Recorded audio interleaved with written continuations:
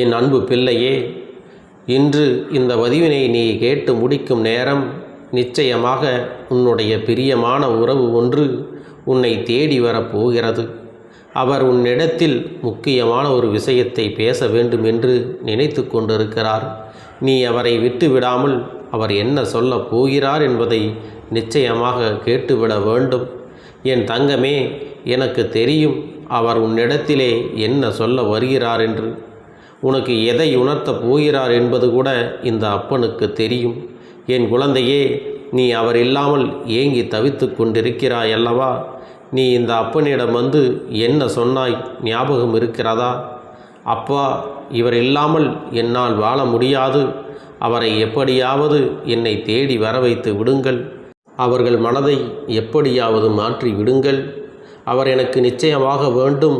அவர் இல்லாமல் என்னால் ஒரு நிமிடம் கூட வாழ முடியவில்லை. என் அப்பனே, நீ எனக்கு இந்த ஒரு உதவியை மட்டும் செய்துவிடு. என்னை கண் திறந்து நீ பார்க்க மாட்டாயா? என் கஷ்டங்கள் எல்லாம் உனக்கு தெரியவில்லையா? நான் இத்தனை கஷ்டங்களை எல்லாம் அனுபவித்து கொண்டிருக்கிறேனே, உனக்கு என்மேல் இரக்கமே இல்லையா என்றெல்லாம் இத்தகைய பெரிய பெரிய வேண்டுதல்களை எல்லாம் என்னிடத்திலே நீ வைத்து விட்டாய் அல்லவா?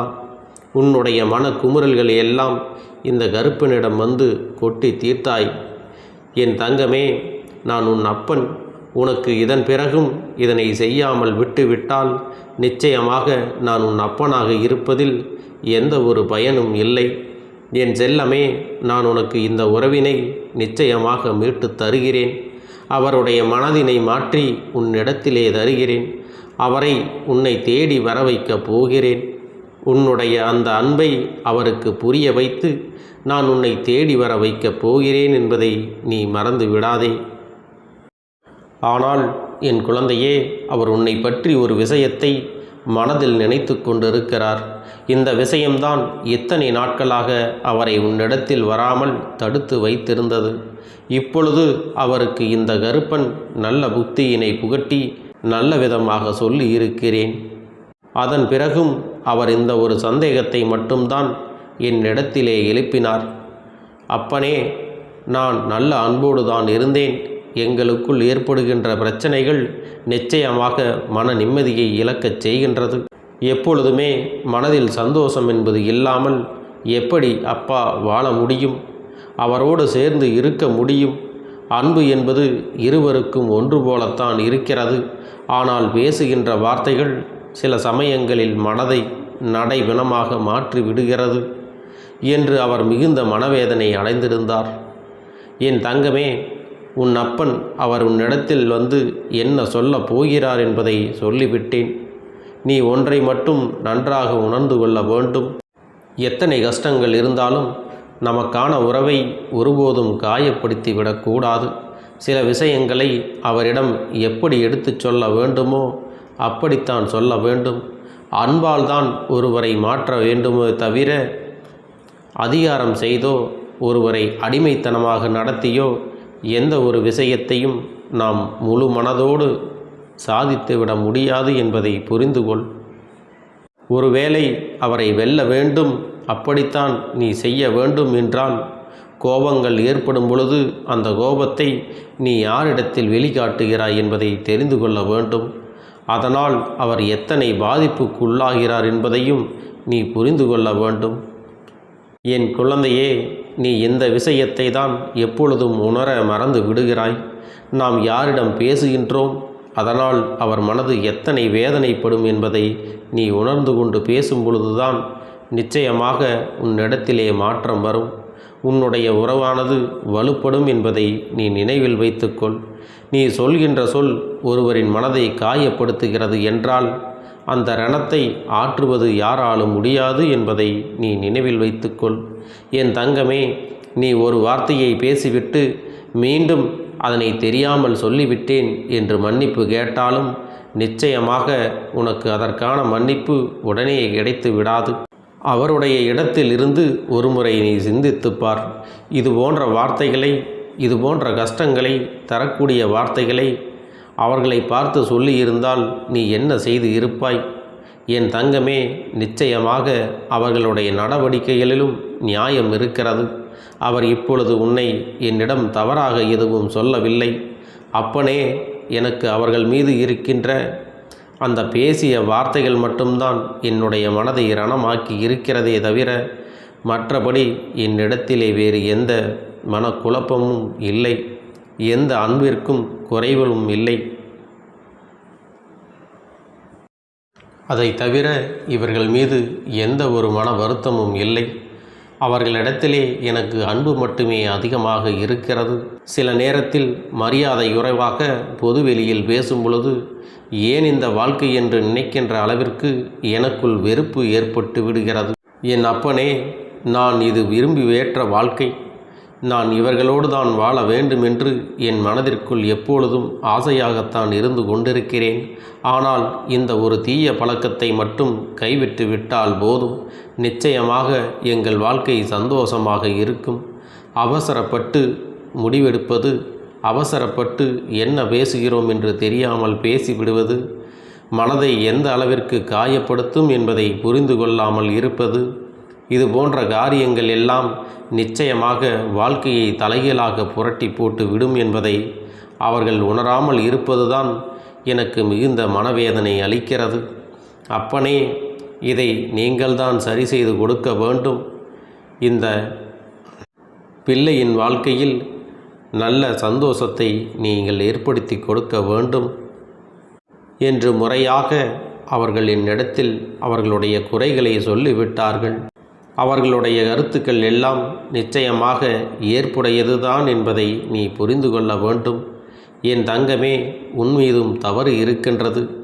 இருவரும் பேசும் வார்த்தைகளில் எப்பொழுதுமே கவனமாகத்தான் இருக்க வேண்டும். காலம் முழுவதும் அன்பு தொடர வேண்டும் என்று நினைத்தால் மட்டும் போதாது, அதை உன்னுடைய செயல்களிலும் நீ காட்ட வேண்டும் அல்லவா? அன்பை எப்பொழுதுமே உண்மையாக வெளிப்படுத்த வேண்டும். கோபங்கள் வரும்போது அதனை கட்டுப்படுத்த தெரிய வேண்டும். கோபத்தை நாம் நம் வாழ்க்கையை யார் நம்மோடு பகிர்ந்து கொண்டிருக்கிறார்களோ அவரிடத்தில் அல்லவா காட்டப் போகிறோம். அது அவர் மனதை எந்த அளவிற்கு ரணப்படுத்தும் என்ற தெளிவு உனக்குள் எப்போதும் இருக்க வேண்டும். என் தங்கமே, நிச்சயமாக இந்த கருப்பன் உங்கள் இருவருக்கும் இருக்கின்ற மனநிலையை மாற்றி நல்ல வாழ்க்கையை அமைத்து தர காத்து கொண்டிருக்கிறேன். என் தங்கமே, இருவரும் ஒருவருக்கொருவர் உண்மையான அன்பு வைத்திருக்கிறீர்கள். ஒருவர் மீது ஒருவர் வைத்திருக்கின்ற அன்பை ஒருபோதும் குறை சொல்ல முடியாது. சில சமயங்களில் இது போன்ற பிரச்சனைகள் எல்லாம் வருவது சாதாரணம்தான். உண்மையான அன்பினை கொண்ட பிள்ளைகள் பிரிந்து வாழ்வதில் ஒரு பலனும் இல்லை. என் செல்லமே, நீங்கள் எப்பொழுதும் உங்களுடைய வார்த்தைகளில் கவனம் செலுத்தி அவசரப்படாமல் நல்ல வார்த்தைகளை பேச வேண்டும். எந்த ஒரு காரியமாக இருந்தாலும் ஒருவருக்கொருவர் விட்டு கொடுத்துதான் செல்ல வேண்டும். உன்னுடைய மனதில் எத்தனை வேதனைகள், எத்தனை வலிகள் இருந்தாலும் அதற்கு அவரை ஆறுதலாக நீ பயன்படுத்தி கொள்ள வேண்டும். ஒருவருடைய மனம் தெளிவாக இருந்தால்தான் வாழ்க்கையில் வருகின்ற கஷ்டங்களை எல்லாம் எளிதாக எதிர்கொள்ள முடியும் என்பதை நீ நினைவில் வைத்துக்கொள். என் குழந்தையே, இது உன்னுடைய வாழ்க்கை, உங்கள் இருவரும் சம்பந்தப்பட்ட வாழ்க்கை. இதில் வேறு யாருக்கும் இடம் அளிக்கவும் கூடாது. இன்னொரு மனிதன் வந்து உங்களுக்கு உபதேசம் சொல்கின்ற அளவிற்கு இந்த வாழ்க்கையினை நீ வாழவும் கூடாது. இந்த அழகான வாழ்க்கையை உனக்கு இந்த கருப்பன் தந்திருக்கிறேன் என்பதை நீ மறந்து விடாதே. என் தங்கமே, நீ அதை எப்படி வாழ்ந்து முடிக்கிறாய் என்பதில்தான் இந்த பிறவியில் பிறந்ததற்கான பலன் உனக்கு கிடைக்கும் என்பதை நீ நினைவில் வைத்து கொள்ள வேண்டும். ஏதோ பிறந்தோம், ஏதோ வளர்ந்தோம், ஏதோ வாழ்ந்தோம் என்று சொல்லக்கூடாது. பிறந்த வாழ்க்கை, இப்பொழுது இருக்கின்ற வாழ்க்கை எவ்வளவு திறமையாக வாழ்கிறோம் என்று மற்றவர்களுக்கு முன்னுதாரணமாக நீ வாழ்ந்து காட்ட வேண்டும். எல்லாருக்கும் எடுத்துக்காட்டாகத்தான் உன்னுடைய வாழ்க்கை இருக்க வேண்டுமே தவிர யாரும் உன்னை தவறாக பேசிவிடக்கூடாது.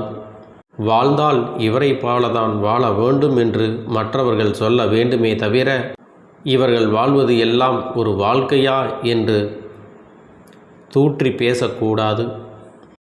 நீ இந்த கருப்பனின் பிள்ளையானால் நிச்சயமாக உனக்குள் இருக்கின்ற தேவையில்லாத எண்ணங்களை நீ இன்றோடு அடியோடு விட்டுவிட வேண்டும். அவர்கள் நிச்சயமாக உன்னை தேடி வந்து விடுவார். ஏற்கனவே அவர்கள் மனதில் மிகப்பெரிய மாற்றங்கள் எல்லாம் நிகழ்ந்திருக்கிறது. நீ உனக்குள் எப்பொழுது இந்த மிகப்பெரிய மாற்றத்தை கொண்டு வரப் போகிறாயோ அன்றிலிருந்து உன்னுடைய வாழ்க்கை மாறப்போகிறது. உன்னுடைய நடவடிக்கைகளில் எப்பொழுதும் நீ நல்ல எண்ணத்தை நீ கொண்டு வர வேண்டும். அப்பொழுது இந்த வாழ்க்கை உனக்கு எல்லாம் சரியாகிவிடும். பழைய நிலைமைக்கு நீ மீண்டும் திரும்பி விடுவாய் என்பதில் எந்த ஒரு சந்தேகமும் கிடையாது. நீ நினைத்தபடி இந்த வாழ்க்கை நிச்சயமாக உனக்கு நல்லபடியாகத்தான் இருக்கப் போகிறது. உன் மனதில் ஏற்படுகின்ற சிறு சிறு மாற்றங்கள் கூட உன் வாழ்க்கையை சந்தோஷமாக மாற்ற உதவப் போகிறது என்பதை நீ மறந்து விடாதே. என் தங்கமே, இந்த கருப்பன் உனக்கான நல்ல ஆசீர்வாதங்களை எப்பொழுதுமே வழங்கி கொண்டிருக்கிறேன். உன்னை தேடி அவர்களை வர வைக்கப் போகிறேன். நிச்சயமாக அதற்குள் உன் மனதை நீ மாற்றிக்கொள்ள வேண்டும். மீண்டும் ஒரு பிரிவினை ஏற்படுமாயின் அது இனிமேல் நிரந்தர பிரிவாக மாறிவிடும். அதன் பிறகு என்னால் ஒன்றும் செய்ய முடியாது என்பதையும் உன் நினைவில் வைத்து கொள்ள வேண்டும். உன்னை நீயே மாற்றிக்கொண்டால் உன் வாழ்க்கையில் சந்தோஷம் என்பது நிச்சயமாக உன்னோடு இருக்கும். என் தங்கமே, இந்த அப்பனின் வாக்கானது என்னுடைய பிள்ளைகளில் யார் ஒருவருக்கொருவர் அன்பு வைத்து சூழ்நிலை காரணமாக பிரிந்து இருக்கிறார்களோ அவர்களுக்கு மட்டுமே பொருந்தும். செய்யக்கூடாத தவறுகளை எல்லாம் செய்து துரோகங்களை செய்து கண்ணீர் வர வைக்கும் அளவிற்கு என் தங்கமே, யார் ஒருவர் உண்மையான குடும்ப உறவுகளுக்கு துரோகத்தை செய்துவிட்டு மன்னிக்க முடியாத தவறுகளை நாள்தோறும் செய்து வீண் பழி போட்டு பிரிந்து சென்றார்களோ அவர்களுக்கு ஒருபோதும் இந்த அப்பனின் வாக்கானது பொருந்தாது. நம்பிக்கை துரோகம் செய்தவர்களை இந்த அப்பன் ஒருபோதும் மன்னிப்பது கிடையாது. அவர்கள் வாழ்க்கையில் சந்தோஷமாக இருப்பது போன்று தோன்றலாம், ஆனால் அவர்களுக்கு நிம்மதி என்று வாழ்க்கையில் ஒருபோதும் கிடைக்காது என்பதை நீ புரிந்து கொள்ள வேண்டும். அதற்காக எல்லா உறவுகளையும் நான் தவறு என்று சொல்லவில்லை. என் செல்லமே, அப்பனின் வாக்கினை கேட்டு அதற்கு தகுந்தபடி என் குழந்தைகள் நடந்து கொள்ள வேண்டும்.